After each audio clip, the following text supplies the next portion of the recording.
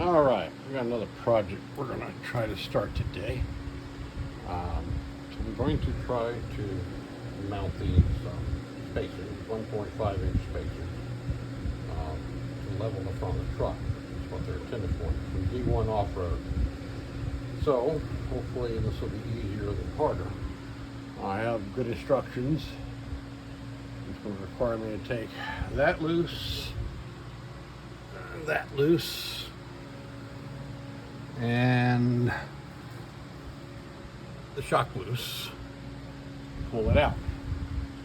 So, I'm going to start by taking things apart, and I will not film that. I'll kind of film it as we get to that point. Alright, just FYI, the instructions are online with a download app to get to them. As you can see, this is what we're going to do.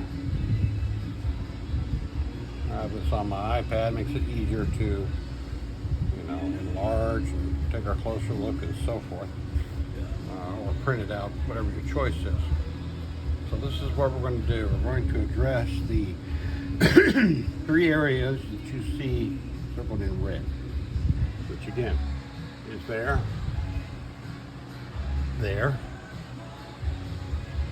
and there. So I'm going to put the phone down because I'm going to start unloosening things. See how long this takes and how hard it is. All right, let's see where we're at, folks. First off, I took upper arm loose. Not particularly bad. The bottom connection for the sway bar was not particularly bad either. The problem I ran into is getting the bolt out of that because the sway bar is in the way. So I took my jack and I started putting pressure on this to get that bolt out.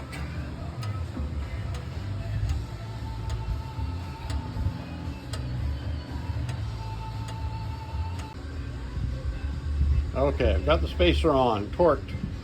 We're ready to put this back in and start reassembling everything. Again, forgive me for quality of this video. I'm not really here to make a video, but since I'm doing it anyway, and since people liked the last one I did and thought it was helpful, I figured I'd go for it again. So bear with me while I put this back together. Okay, another FYI. Be sure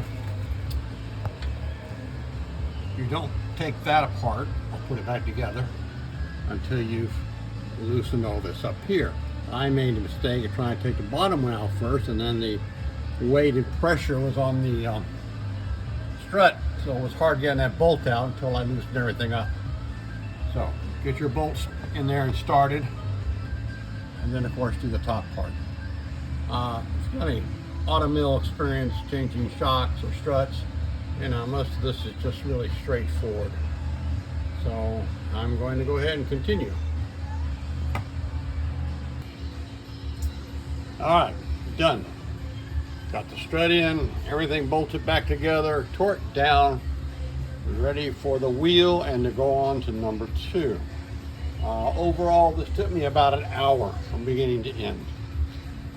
Putting it back together was a lot easier because I knew what I was doing then. Taking it off was a little more involved because I wasn't familiar with this and clearance and so on and so forth and what tools I need. So I'm probably spending 20 minutes running back and forth getting the right tool that I need to do the job. Question comes in, why? Why did I put a spacer on there? Other than aesthetics, I don't know of any real reason. It raises the front end, but not the overall height of the truck. Mine is an SV, so it's not four-wheel drive, and it's not four-wheel drive suspension.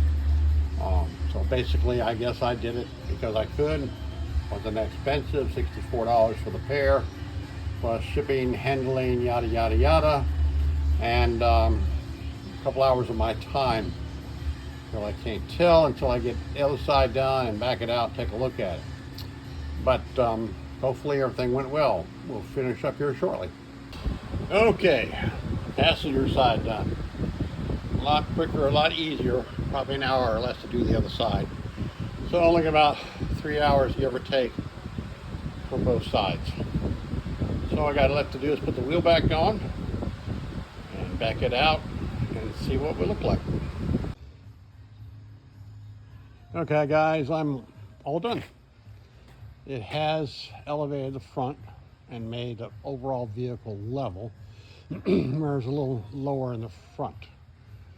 So I like it. I like the way it looks. Of course, those who are four-wheel enthusiasts will probably put the 2.5 inch in.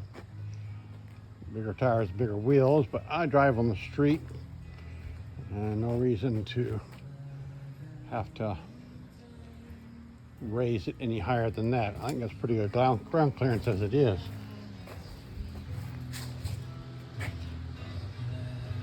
Slowly but surely, we're getting everything where we want it to be. Well, I'm running out of stuff to spend money on, I guess. Anyway, that's the way it is with toys. I appreciate you watching this. I apologize for imperfections, but at least it will hopefully give you some information if you intend to do this yourself.